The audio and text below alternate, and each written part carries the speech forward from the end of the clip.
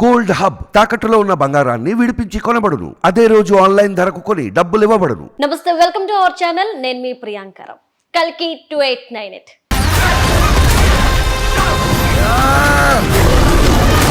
ఇప్పుడు ఈ పేరు అటు బాలీవుడ్ ఇటు టాలీవుడ్ లో ఒక హైప్ ని క్రియేట్ చేస్తుంది.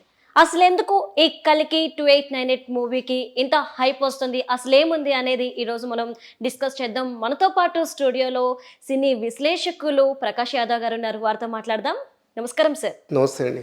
సార్, ఒక విధంగా చెప్పాలి అంటే కల్కి 2898 ఈ మూవీకి సంబంధించిన ట్రైలర్స్ ఒకదాని తర్వాత ఒకటి రిలీజ్ అవుతూ వస్తున్నాయి. అయితే ఫస్ట్ టైం ఒక ట్రైలర్కి కూడా రివ్యూ ఇవ్వడం అనేది ఈ సినిమా నుండి స్టార్ట్ అయింది అనుకుంటే, ఎందుకు ఈ ట్రైలర్కి ఇంత హైప్ క్రియేట్ అవుతుంది అంటారు? మీరు అన్నట్టుగా ఈచ్ క్యారెక్టర్ని ఇంట్రడ్యూస్ చేసుకుంటూ వస్తున్నారు. ఐ థింక్ లాస్ట్ 5-6 months నుంచి చేస్తూ ఉన్నారు. ప్రభాస్, అలాగే అమితాబ్ బచ్చన్, దీపికా పడుకోన్, అలా ఇది ఫైనల్ ట్రైలర్ అనుకుంటా. Because June 27th release. ఈ ట్రైలర్కి చాలా ఎక్స్పెక్టేషన్ ఉండింది, ఎందుకంటే ఈ డాట్స్ అన్నిటినీ, ఈ డిఫరెంట్ ట్రైలర్స్ని కూడా ఇది కలెక్ట్ చేసే ఒక ఫైనల్ ట్రైలర్ ఇది. సో ఈ ట్రైలర్ చూస్తే మీకు కథ కాస్త అర్థమవుతుంది. ఇది హైప్ అంటే 17 million వ్యూస్ వచ్చేసాయి ఆల్రెడీ, అంటే తెలుగులో నేను చెప్పేది. సింగిల్ డేలో అన్నీ వచ్చేసాయి. కథ కూడా దీంతో కాస్త తెలుస్తుంది అనమాట. అంటే 2898 అనేది ఇంకా మనకు ఇంకో 1000 సంవత్సరాల ఆల్మోస్ట్ తర్వాత. అండ్ ఈ కథ 3000 సంవత్సరాలు క్రీస్తు పూర్వం మొదలవుతుంది. అశ్వత్థామ అంటే మహాభారతం నుంచి, అక్కడ నుంచి స్టార్ట్ అవుతుంది అనమాట. సో దీని స్పాన్ ఇంత ఉందన్నమాట. సో ఆ ట్రైలర్లోని ఆ విజువల్స్ చూసి అమేజింగ్గా జనాలు థ్రిల్ అవుతా ఉన్నారు. ఈ లోకంలో ఉన్నది కాంప్లెక్స్ ఒక్కటే, దేవుడు ఒక్కడే. ఆ బ్యాక్గ్రౌండ్ స్కోర్, తర్వాత వరల్డ్ బిల్డింగ్ అంటారు, అంటే ఏ విధంగా అయితే దీని బ్యాక్గ్రౌండ్ సెటప్ చేశారు అంటే మీరు చూస్తే మొత్తం ఒక డెజర్ట్, నీలాంటోడు ఎంత మందిని రక్షించవచ్చు, ఒక శిథిలమైన నగరం, ఈ టైప్లో కనబడుతుంది అనమాట. అంటే ప్రపంచం ఎండుకు వచ్చేస్తే ఎలా ఉంటుందో కళ్ళకు కట్టినట్టుగా. అంటే ఇండియన్ స్క్రీన్ మీద ఐ థింక్ ఫస్ట్ టైం ఇంత క్వాలిటీ, ఇలాంటి ప్రజెంటేషన్ జరిగింది కాబట్టి ఈ ఎక్సైట్మెంట్. సార్, ఇందులో ఇంకా మరొక క్వశ్చన్ ఏంటి అంటే కనుక, ఇప్పుడు ప్రభాస్ కానివ్వండి, అలానే అమితాబ్ బచ్చన్ గారు కానివ్వండి, కమల్ హాసన్ గారు కానివ్వండి, వీరంతా కూడా ఒక సూపర్ స్టార్స్, ఒక పెద్ద స్టార్స్తో తీస్తున్న మూవీ. అయితే ఇక్కడ నాగ్ అశ్విన్ గారి పేరు కూడా మారుమోగిపోతుంది. ఎందుకు? రీజన్ ఏంటి అంటారు? ఇప్పుడు ఐ థింక్ రాజమౌళి గారితో ఇది మొదలైంది. అంత director becomes bigger than all the star cast. ఇప్పుడు మనకు హాలీవుడ్లో కూడా స్టీవెన్ స్పీల్బర్గ్ ఇలాంటి వాళ్ళు చాలా పెద్ద పెద్ద, జేమ్స్ కెమెరూన్ ఇలాంటి వాళ్ళు చాలా పెద్దవాళ్ళు ఉన్నారు. నాగ్ అశ్విన్ పోతే ఇది ఆయన 3వ సినిమానే. బట్ ఏ విధంగా అయితే మహానటి తీశారో ఆ సబ్జెక్ట్ని ఆ విధంగా ప్రజెంట్ చేశారు. అండ్ ఇంత టైం తీసుకొని ఆ ట్రైలర్స్ చూస్తేనే ఆ క్వాలిటీ మనకు తెలిసిపోతుంది అనమాట. So is simply brilliant. అంటే ప్రతి డిపార్ట్మెంట్లో ఆయనకున్న ప్రవేశం, ఇంట్రొడక్టరీ షాట్ ఏదైతే ట్రైలర్లో చూస్తే, ఆ లోగో కూడా వైజయంతి మూవీస్ది ఆ పాడుబడ్డ సమ్ సర్కిల్స్లోకి ఇంట్రడ్యూస్ అవుతుంది అన్నమాట. ఈ భూమి మీద మొదటి నగరం, ఈ వరల్డ్ లో చివరి నగరం. అంటే ఆయన కావచ్చు, ఆయన టీం కావచ్చు, ప్రతి చిన్న పాయింట్ కూడా అంత డీప్గా వెళ్ళారు. ఇలాంటి అవుట్పుట్ రావాలంటే ఎన్నో సంవత్సరాల శ్రమ ఉంటుంది. అంటే కరోనాతోటి కొద్దిగా డిలే అయ్యి ఉండొచ్చు కానీ, but pre production, shoot and post production amazing. అంటే ఈయన కూడా అంటే మనకు ఒక టాప్ డైరెక్టర్స్ లిస్ట్లో ఆల్రెడీ ఉన్నారు. ఈ సినిమా తర్వాత ఇంకెక్కడికి వెళ్ళిపోతారు ఆయన. Sir, next Baahubali.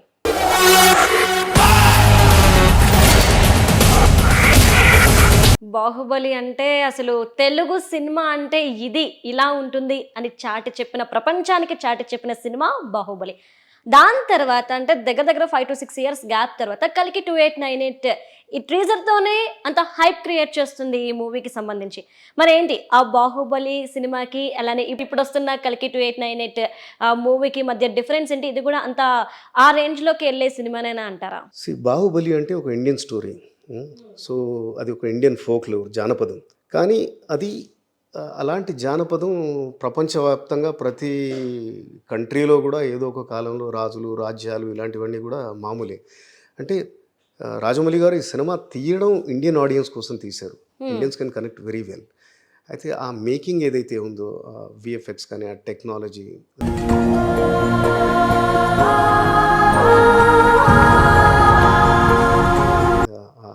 Slick making అంటారు.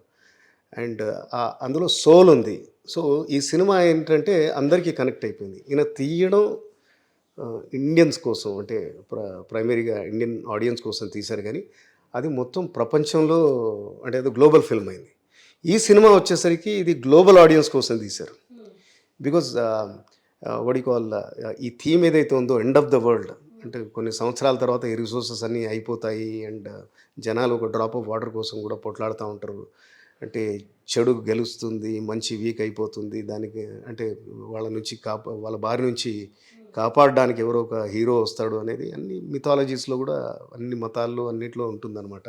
సో ఇది యూనివర్సల్ సబ్జెక్ట్. చాలా హాలీవుడ్లో చాలా సినిమాలు అవి ఉంటాయి. సో ఎట్లా అయితే బాహుబలి అయితే అది ఒక ఇండియన్ సబ్జెక్ట్ అందరికీ కనెక్ట్ అయిందో, ఈయన తీయడమే ఇది గ్లోబల్ సబ్జెక్ట్ ఇది. సో డెఫినెట్గా మేకింగ్ పరంగా మనం చూసాము. సో ఇది అది స్ట్రైట్ వీళ్ళ కోసం అందరి కోసం తీసాడనమాట. I think it is going to be very big hit. Sir, అంటే ఇంతకుముందు మీరు అన్నారు గ్లోబల్ మూవీ ఇది అని చెప్పేసి, నిజంగా ఈ కల్కి అనేది వాస్తవానికి తెలుగు సినిమా అయినప్పటికీ కూడాను ఎక్కువది హాలీవుడ్ రేంజ్లో ఉంటుంది అన్న భావన అందరికీ వచ్చేసింది. మరి ఈ నేపథ్యంలో మన తెలుగు ఆడియన్స్కి ఈ మూవీ నచ్చుతుంది అంటారా? అండ్ ట్రైలర్స్, మీరు ఈ 4 ట్రైలర్స్ కూడా చూసే ఉంటారు. సో మీకు ఈ ట్రైలర్స్లో ఏమైనా కొంచెమైనా నెగిటివ్ అనిపించిందా ఏమైనా? సో బేసిక్గా మనం అంటే ట్రైలర్లోనే కథ చూసుకుంటే అశ్వత్థామ అనేది చాలా ఇంపార్టెంట్ క్యారెక్టర్. నేను కాపాడుతా.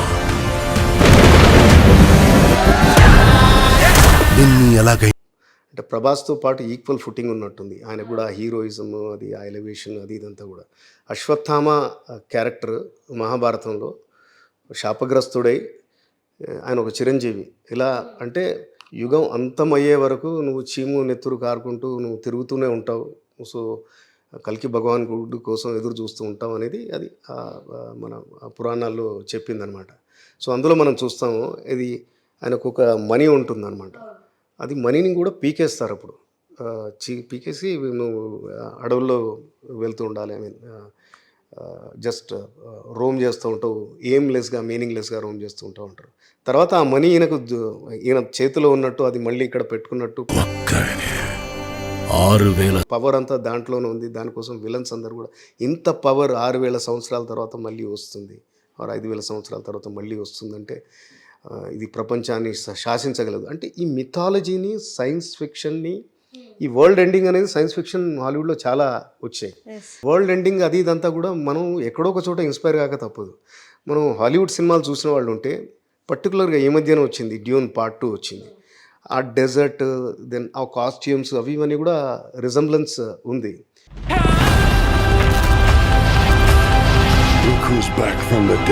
గార్డియన్స్ ఆఫ్ ద గ్యాలక్సీ, లేకపోతే బ్లేడ్ రన్నర్, లేకపోతే mad max, fury of the road, ఈ మధ్య వచ్చిన ఫ్యూరోజియా, ఇలాంటివన్నీ కూడా మొత్తం అంటే ఒక 1000 సంవత్సరాల తర్వాత, 500 సంవత్సరాల తర్వాత ఎలా ఉంటుందో, మనుషులు రిసోర్సెస్ కోసం ఎలా ఫైటింగ్ చేసుకుంటారో, వాళ్ళ అవతారాలు ఎలా ఉంటాయి, వాళ్ళ కాస్ట్యూమ్స్ ఎలా ఉంటాయి, ఇవన్నీ హాలీవుడ్ సినిమాలు చూసిన వాళ్ళకి పరిచయమే. అయితే ఈ సినిమా అంటే పక్తు తెలుగు ఆడియన్స్కి అంటే ఎంతగా కనెక్ట్ అవుతుందో నేనైతే చెప్పలేను. బట్ మిథాలజీ, భారతం, అక్కడ నుంచి ఆయన రావడం, కల్కి అదేంటి మనం ట్రైలర్ చూస్తే దీపికా పడుకోన్లో పురుడు పోసుకుంటున్నాడు, ప్రాణంలో ఇంకో ప్రాణం అన్నట్టుగా అది ఉంటుంది. ఈ రెండింటిని సక్సెస్ఫుల్గా బ్లెండ్ చేయగలిగితే బాగానే ఉంటుంది. లేకపోతే కాస్త అయితే మీకు ఆ డిఫరెన్స్, ఆ టోన్ అది కనబడుతుంది అనమాట.